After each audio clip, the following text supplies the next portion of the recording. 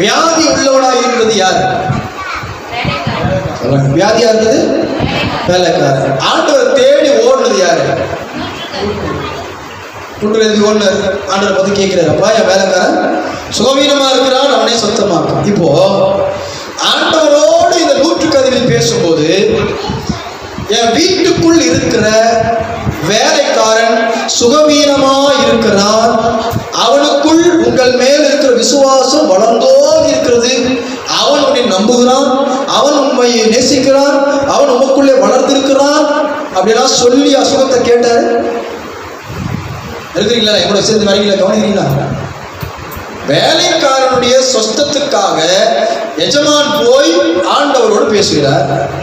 பேசும்போது என் வேலைக்காரன் சுகவீனமா இருக்கிறான், அவனும் உண்மை நேசிக்கிறவன், அவனும் உண்மை ஆராதிக்கிறவன், உண்மையில் நம்பிக்கையா இருக்கிறவன், உண்மையில் விசுவாசமா இருக்கிறவன், ஆகையினால் அவனை நீங்க சுகமாக்கி விடும் அப்படின்னு சொல்லி ஜெபம் பண்ணாரு. கேட்டாரு, வேலைக்காரன் சொஸ்தமாகணும்.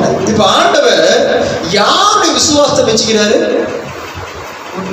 யார் விசுவாசத்தை வச்சுக்கிறாரு? 100க்கு அதிபதி விசுவாசத்தை ஆச்சரியமா பார்க்கிறாரு.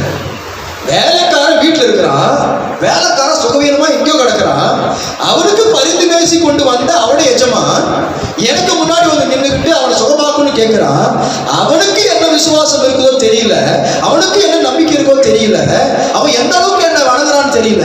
ஆனால் அவனுக்காய் பரிந்து பேசி கொண்டு வந்த அவர்கள் ஒருவனா இருக்கிற இவனுக்குள்ள இருக்கிற விசுவாசத்தை நான் கண்டு ஆச்சரியப்படுறாரு. இப்ப தெரியுதா?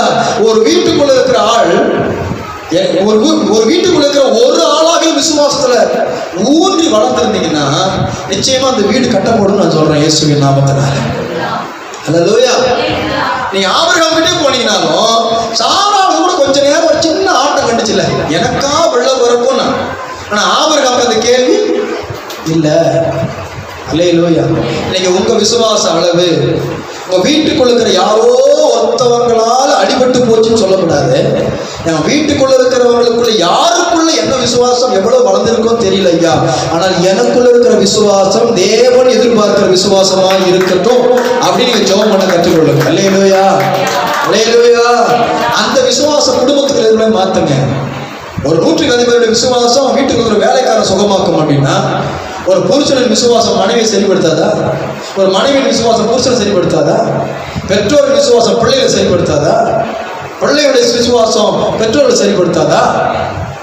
ஒடிச்சு போறோமே, சோர்ந்து போயிடுறோமே.